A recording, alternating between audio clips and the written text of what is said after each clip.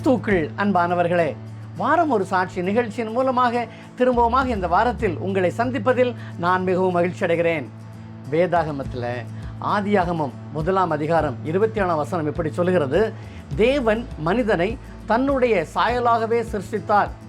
அப்படின்னு சொன்னால் நம்முடைய உடல் இருக்கு இல்லையா, இது கடவுளுடைய சாயலாகவே படைக்கப்பட்டிருக்கிறது. இந்த உடலில் ஒரு பிரச்சனைன்னு வரும்பொழுது நாம் ஹாஸ்பிட்டல் போகிறோம், டாக்டர்ஸை அப்ரோச் பண்ணுறோம். அவங்க மருந்துகளை தான் கொடுப்பாங்க, மாத்திரைகளை கொடுப்பாங்க.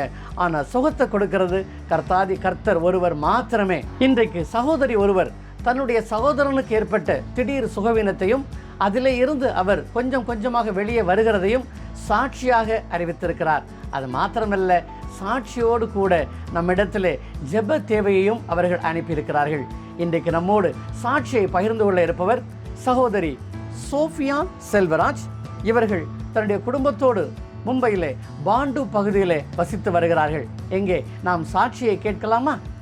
Praise the Lord. मेरा नाम सोफिया आचारी है। मुझे टेस्टिमनी देना है। अभी रिसेंटली मेरे फैमिली में एक इंसिडेंस हुआ। मेरा छोटा भाई जिसका नाम नोएल मॉन्टेरियो है, वो 16 फरवरी को रात को उसका बीपी हाई हो गया, जिसका वजह से हमको डॉक्टर ने एडवाइस किया कि अभी उसको एडमिट करो हॉस्पिटल में।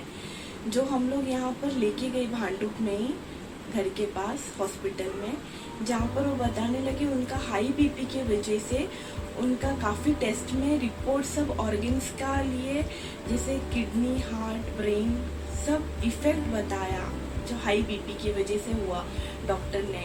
और फिर मेरा भाई उनका साथ कॉम्प्रोमाइज़ भी नहीं कर रहा था कुछ ट्रीटमेंट लेने के लिए। वो बहुत गुस्सा हो रहा था, जो कि हाई बीपी में ऐसा होता है बोलते हैं डॉक्टर्स। इसकी वजह से डॉक्टर लोग कुछ उसको फटाक से इलाज दे नहीं सका। तो फिर उन्होंने एडवाइस किया रिपोर्ट्स बेसिस पे कि यहाँ पर नहीं हो सकता है, अभी रात को 40s लेके जाओ। 40s लेके जाने से मैं ऑलमोस्ट 17 फरवरी स्टार्ट हो चुका था। वहाँ पर जाने के बाद वापस टेस्ट को काफ़ी टेस्ट किया उन्होंने, तो उनसे पता चला कि उनका ब्रेन ब्लीड कर रहा है और उनका लीवर, लंग्स पूरा पानी में डूबा है। हार्ट भी काफ़ी लो पंप कर रहा है और उसका किडनीज दोनों नॉट वर्किंग, ऐसा बताया हमको डॉक्टर ने। और फिर बोला काफ़ी क्रिटिकल स्टेज है। और फिर थोड़ी देर के बाद ये भी बताया गया कि उसका हार्ट स्टॉप हो गया, जो कि उन्होंने कंप्रेस करके स्टार्ट किया वापस प्रेस करके। फिर वो भी हमारे लिए एक मिरेकल ही था, सडन हो गया सब। और हम तभी प्रेयर में बैठ गए हम सब, और हमने जितने जानकार थे हमारे सारों को हमने कहा कि प्लीज़ मेरे भाई के लिए प्रे करो। जो सब लोगों ने प्रेयर स्टार्ट किया। और फिर बाद में थोड़ी देर के बाद वापस डॉक्टर बाहर आके बोलने लगा वेंटिलेटर पे रखा गया, उनको कोमा में चला गया। जो बंद हुआ, हार्ट स्टार्ट हुआ तो काफ़ी लो से स्टार्ट हो गया, 30-35 से। वो भी काफ़ी टेंशन का बात था, डॉक्टर ने कहा हमको। हम सब काफ़ी टेंशन में थे, हम पूरा फैमिली रो रही थी, भाभी भी प्रेयर में बैठी थी, हम सब प्रेयर में बैठे थे कि यीशु हमारा रक्षा करो, और हमसे कोई भी परिवार से भूल चूक हुई तो हमें क्षमा कर दो जाने अनजाने में, और मेरे भाई को छूकर उसे चंगा कर दो। हम सब प्रेयर में बैठे। फिर प्रेयर में मेरा पति चंगा हो गया, मेरी भाभी कहने लगी। हम सब धन्यवाद देने लगे यीशु को। 17 से 3rd, 4th, 5th डे मेरा भाई कोमा में ही था। 5th डे को वो कोमा से बाहर आया, मगर उसने आंखें नहीं खोली थी। 6th, 7th डे लगा उसकी आंखें खुलने के लिए। ऐसे परमेश्वर कार्य करता रहा हमारे लाइफ में, मेरे भाई को चंगा करते रहा डे बाय डे। फिर 40s का प्राइस फीस बहुत ज़्यादा है, नॉट अफोर्डेबल था हमारे लिए। तो हम लोग वो भी प्रेयर में रखा था कि गॉड हमारे लिए कुछ आसान रास्ते खोल दे, फाइनेंस भी। फिर ऐसे हुआ कि हम लोग दूसरे हॉस्पिटल में लेकर आए, जो कंपेयर टू, क्योंकि मेरा भाई वेंटिलेटर से बाहर निकला था, कोमा से बाहर निकला था, लेकिन उसके पार्ट्स अभी भी काफ़ी ये थे, ठीक नहीं हुए थे। फिर उन्होंने हमको 40s में से निकलने के पहले एक दिन फैमिली मीट भी कराया गया था। बड़े बड़े डॉक्टर्सों के साथ, जैसे कि ब्रेन सर्जन, किडनी सर्जन, फिर ओवरऑल वहाँ का 40 का हेड डॉक्टर है। उन्होंने सब हमको यही कहा कि पेशेंट का सारा ऑर्गन्स डैमेज्ड है और फिर अभी हम कुछ नहीं बता सकते, तुम ऑलमाइटी गॉड पर ही विश्वास रखो। और हमारा तो पूरा विश्वास हमारा बचपन से हमारा यीशु के ऊपर ही पूरा ये है, भरोसा है। हमने यीशु को बिल्कुल नहीं छोड़ा, हम लगातार प्रार्थना में ही रहे, बैठे रहे। फिर 40 से हम जब शिफ्ट किए, हम लोग जैसे 17 को एडमिट किया था और फिर हम लोग 27 का नाइट को हम लोग वहाँ से शिफ्ट किया उसको।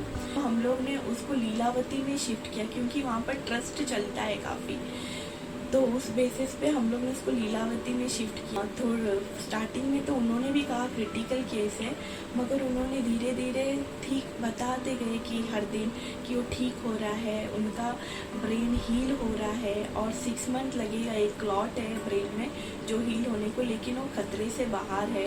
उसका किडनी फिर लीवर सब वो भी पानी से नहीं निकल गया था, वो बाहर आ गया था। उसका हार्ट बीट करने लगा था नॉर्मल, और फिर उसकी किडनीज अभी भी डायलिसिस पे है वो हर 3 दिन के बाद। और फिर उसका लेफ्ट हैंड और लेफ्ट लेग उसका पैरालाइज्ड हो चुका था, जो कि रोज़ फिजियो दिया जा रहा था। और हमको कहा भी गया लीलावती में कि फिजियो से वो ठीक होगा लेकिन वक्त लगेगा। तो हमने ये सब प्रार्थना में रखा था। हम जितने जानकार जानते थे हमने सबको कहा कि प्रार्थना में रखो मेरे भाई को, और सभी ने रखा प्रेयर में। जो हमको मिल रहा था रिजल्ट, मेरा भाई रोज़ रोज़ ठीक हो रहा था, कुछ ना कुछ उसका ठीक ही हो रहा था। फिजियो से उसका आज से 3 दिन पहले उसका लेफ़्ट लेग हिला, उसने लेफ़्ट हाथ हिलाया। डॉक्टर बोला चलने को टाइम लगेगा मगर होगा ठीक। डॉक्टर ने हमें ये आश्वासन भी दिया और हम इसके लिए धन्यवाद दे रहे हैं यीशु प्रभु को। और डॉक्टर ने कहा खाली किडनी का अभी प्रॉब्लम है, जो क्रेटिन लेवल 2-3 दिन में डायलिसिस से ही कम होगा। मैं आप सबको चाहती हूँ कि मेरे भाई को प्रार्थना में रखिए आगे भी, ताकि वो पूरा पैरालाइज से हील हो जाए और उसकी किडनी हील हो जाए और वो पहले जैसे ठीक हो जाए। लेकिन मेरे भाई को स्टार्ट से लेके अब तक जो भी चंगाई दिया, हर एक ऑर्गन गॉड ने एक के बाद एक ठीक किया, उसके लिए मैं सारी महिमा यीशु को देती हूँ। मैं जानती हूँ मेरा ही प्रभु यीशु ये कर सकता है, जिसने हमें माँ के गर्भ से संभाला है, वो ही प्रभु हमारी आखिर तक रक्षा कर सकता है।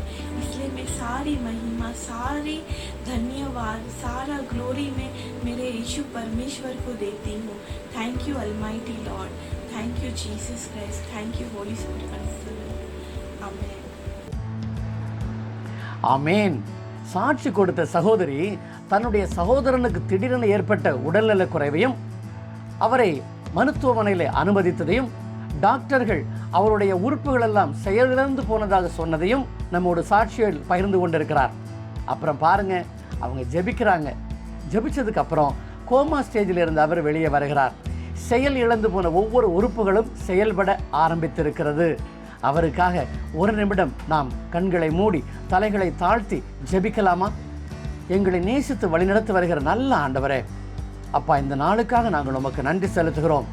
தகப்பனே, நீர் எங்களை உமது சாயலாக படைத்தீர் என்று வாசித்திருக்கிறோம். அப்பா, இந்த நாளிலும் கூட அருமையான சகோதரி சோஃபியானுடைய சகோதரனுக்காக நாங்கள் ஜெபிக்கிறோம். அப்பா, அவர்கள் ஜெபித்ததினால் கோமா ஸ்டேஜிலிருந்து வெளியே வந்திருக்கிறாங்க. அப்பா, டாக்டர்கள் சொன்ன செயலிழந்து போன உறுப்புகள் எல்லாம் செயல்பட ஆரம்பித்திருக்கிறது. தகப்பனே, இந்த நேரத்தில் உமது பாதப்படியில் அந்த சகோதரனுக்காக நாங்கள் அமர்ந்திருந்து ஜெபிக்கிறோம். அவருக்கு பூரண சுகத்தையும் விடுதலையும் கொடுத்திருளும் ஆண்டவரே. எல்லா உறுப்புகளும் முழுமையாக செயல்படவும் மருத்துவர்களே ஆச்சரியப்படும்படியான ஒரு சுகத்தை நீர் மகனுக்கு கட்டளிடும்படியாக நாங்கள் கெஞ்சி மன்றாடுகிறோம் ஆண்டவரே. எத்தனையோ அதிசயங்களையும் அற்புதங்களையும் நீர் செய்தவர். மேலே வானத்திலும் கீழே பூமியில் உமக்கு மாத்திரமே அதிகாரம் கொடுக்கப்பட்டிருக்கிறது ஆண்டவரே. நீர் சொல்ல ஆகும், நீர் கட்டளை நிற்கும். அப்பா, நாங்கள் விசுவாசிக்கிறோம். மகனை சுகப்படுத்தும், மகனை பலப்படுத்தும், அவரையும் கூட ஒரு சாட்சியாக எழும்ப இருக்கிற உதவி செய்யும். எல்லாவற்றையும் எல்லாம் வல்ல இறைவன் இயேசு கிறிஸ்து மூலமாக ஜெபிக்கிறோம் நல்ல பிதாவே, ஆமேன்.